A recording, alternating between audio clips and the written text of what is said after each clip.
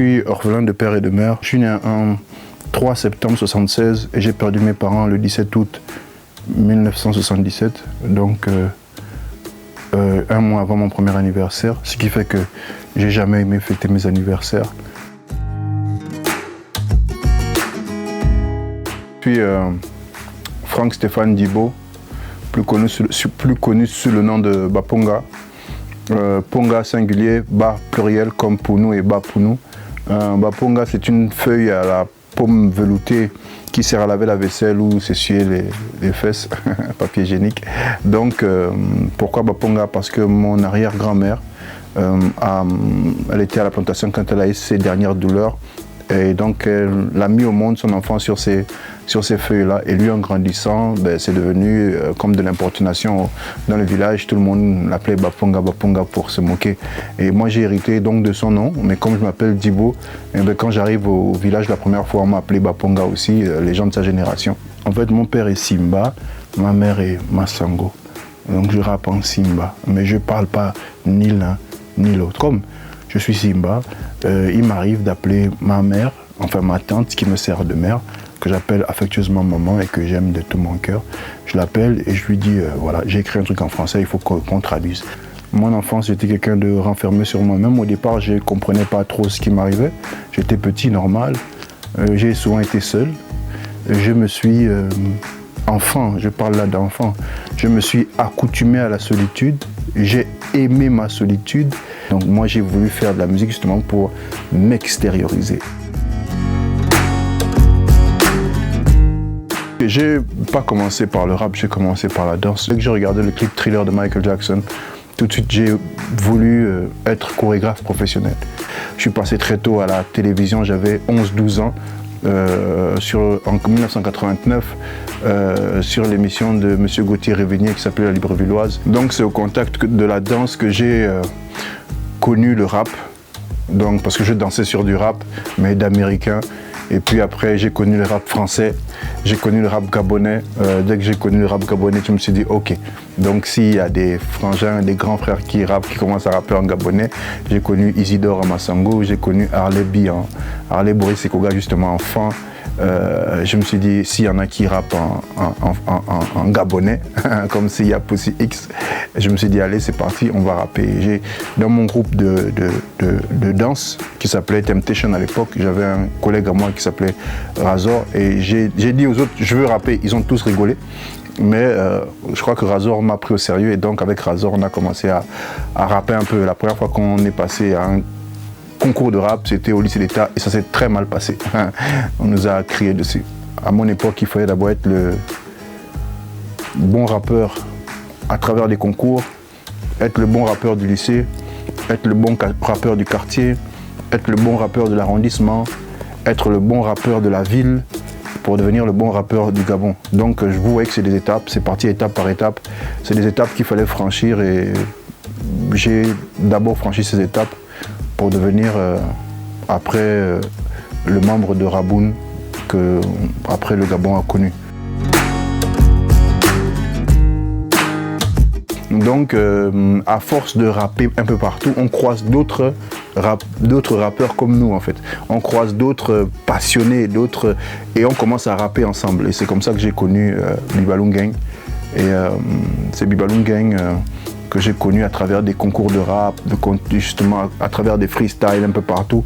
C'est lui qui m'a conduit vers Tat Kombili, qui était Tat Kombili Zang, qui dirigeait le groupe à l'époque, qui s'appelait Technotromaniac, qui devenait justement, qui passait d'un nom à un autre, parce qu'il se rebaptisait quand je suis arrivé.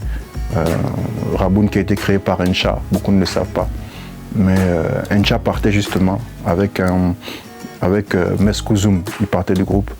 Et donc le Raboun se renouvelait et moi je suis arrivé juste quand il se renouvelait. Par Bibaloum Gang.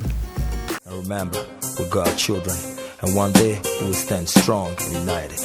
Lagos, Bamako, Addis Abeba, Dakar, Bangui,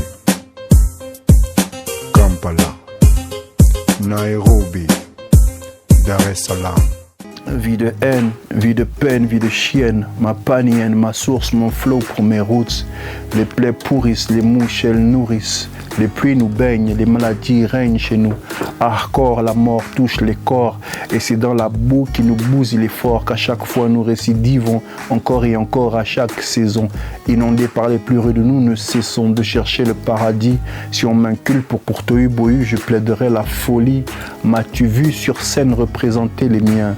Le fier africain, le putsch de demain. 1, 2, 1, 2, for Belanitan. Au mic, je plane. Gabao, Gabao. Souvent en disant que Raboune c'était mon lycée, j'ai appris à me comporter, j'ai appris à faire des hits, j'ai appris à... Je dirais même que j'ai appris à rapper parce qu'au départ je débutais, j'avais un flow, mais j'ai appris à gérer mon ressenti. Beaucoup de gens rappent, mais peu de gens gèrent. Raboune m'a appris à gérer mon talent. Et puis après je suis allé à l'université, c'était Eben. Eben, j'ai appris à la gestion auprès de M. Amar Benke. Eric Amar Benke, quelqu'un qui est très fort en stratégie, très fort en stratégie. Et donc avec lui, j'ai appris la stratégie marketing.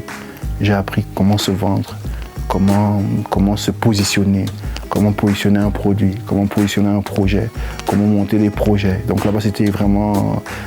et ben pour moi, c'était l'Institut de gestion, mais l'Institut de gestion rapologique, l'Institut de gestion musicale. Et j'ai vraiment appris comment gérer les choses, comment gérer l'affaire culturelle. Et puis après, en 2009, je deviens indépendant. Je relance mon label de production que j'avais créé en 2002 avant Eben, lorsque j'étais produit par Cash Pro. Je relance mon label de production, je commence à penser sur une structure de communication qui va s'appeler le Saphir. Je commence j'ai lancé 2 ans avant de sortir d'Eben, j'ai lancé Cas par Cas en 2007, que j'avais pensé en 2005. J'avais pensé Cas par Cas en 2005, c'est devenu officiel en 2007. Mon label Négratitude. J'ai monté mon association Moranguais International pour justement former la jeunesse. Après, en tant qu'indépendant, j'ai totalement exploité tout ce que j'avais reçu de Raboune et d'Eben. Oh, j'ai vu des femmes donner la vie à des petits dieux. Et j'ai vu l'espoir de mon peuple dans vos yeux. En vérité, la mort va triompher. J'aime ce morceau parce qu'il résume toute ma vie. C'est mon morceau préféré. Et en fait, l'espoir dans vos yeux, c'est votre potentiel. Est-ce que ça nourrit son homme? Moi, je suis l'un des premiers qui... Tout ce que je possède, c'est la musique qui me l'a donné. Tout ce que je possède. Je veux dire, il n'y a aucun salaire qui m'a donné une voiture, une maison, un toit. Il n'y a aucun salaire. Lorsqu'on est coordonné, ordonné et bien géré, même son argent, lorsqu'on reçoit de l'argent, quelle que soit la somme, on a à se dire que ce n'est pas mon argent. Parce que Baponga, très vite, j'ai pensé que Baponga était une structure. J'ai tout de suite pensé que Baponga, c'est une société. Et j'ai tout de suite fait la différence entre Baponga et Franck Dibo. Ce qui fait que mes cachets, quand ils arrivaient, ce n'était pas l'argent de Franck Dibo, c'était l'argent de Baponga, aussi petit soit-il. Parce que moi, mon premier cachet en tant que rappeur, c'était 50 000 francs CFA. Mais je pense que les 50 000 francs CFA que j'ai gagnés, le premier 50 000 francs CFA que j'ai gagné, je les réinvestis.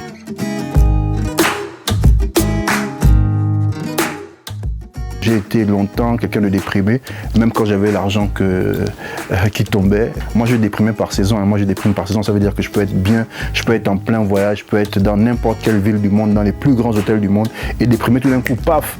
Et voilà ce qui amène souvent les artistes à se droguer. Quand j'étais très bien, mais je déprimais toujours. Donc c'est plutôt Jésus qui m'a guéri de mes blessures et pas l'argent, pas le fait de vivre de son art.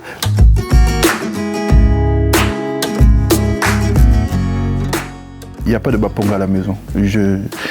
C'est rare. Je ne sais pas si c'est tout le monde. Chez moi, il n'y a pas de musique de Baponga qui joue. Mes enfants sont nés, je ne sais pas. Mais s'ils ont été impacté par ça, mais chez moi, dès que je franchis le pas, Baponga est dehors. Baponga, c'est une entreprise en fait. Baponga, c'est une entreprise et quand papa, Franck, va au travail, ok, il va trouver Baponga dehors, pas Baponga à la maison en fait. Mes enfants, pour la plupart, pas pour la plupart, tous, Ils ont appris qu'ils étaient les enfants de Bakonga à l'école. Pour répondre à qu'est-ce que je veux qu'on retienne de moi, je veux qu'on retienne que je suis quelqu'un qui a tout donné. Je pense que c'est le moyen le plus clair de simplifier ma vie parce qu'elle sera trop longue elle sera trop longue à résumer. Donc il faut juste que les gens retiennent que lui, c'est un gars qui a tout donné. Il a donné tout ce qu'il avait.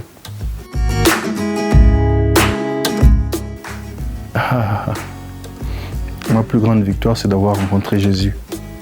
Ma plus grosse défaite, c'est bizarre de le dire comme ça, mais j'aurais aimé le rencontrer plus tôt. Je pense que si je l'avais rencontré plus tôt, je sais qu'il était là, je sais qu'il était avec moi, je sais qu'il me suivait, je sais qu'il me regardait, je sais qu'il me protégeait. Mais si je l'avais rencontré plus tôt, j'aurais pas été meilleur, pas forcément, mais j'aurais été guéri plus vite. Je demande aux gens qui m'aiment et qui ne supportent pas qu'on me critique de ne pas ouvrir leur bouche en fait. Vous savez qui je suis, vous savez comment je suis, alors laissez les gens parler. Je ne suis qu'un jeune, fauve, pétri de talent, un singe, fou et même pas savant. Ma voix s'élève pour l'Afrique, mon continent, et dans le 5e, mon quat, je ne suis qu'un élément. Au fil des ans, j'ai marché bras ballants, et comme un psychopathe, j'ai rappé dans le vent. Ils m'ont même pris pour un dingue souvent quand je me déplaçais en dansant. Au school, j'avais la coiffe la plus haute, et déjà civilisé, je symbolisais le hip-hop. Faut pas qu'on me stoppe maintenant que j'ai la côte, sinon vous allez tous finir par me foutre en boule. En 6e, j'ai dit que je serais fort et connu. Mes potes ont rigolé, ils ne m'ont pas cru. Aujourd'hui, je suis là, comme prédit, je suis fort l'homme. Non, mon ami, c'est pas la magie. J'ai grandi avec plein d'astuces. J'ai respecté les aînés et l'amour j'ai eu en plus. Longue dédicace aux qui m'ont... Dorénavant, je penserai à vous et à mon succès. J'ai grandi à la dure, pourtant tout le monde prétend m'avoir connu. Maintenant que je suis reconnu, c'est facile? Non, mais pas de blasphème. Dans le 5e, c'est des vrais amis que j'ai eus. Les choses de ma vie, faut pas parler. Ça c'est la vie, oh laisse-les parler, voilà.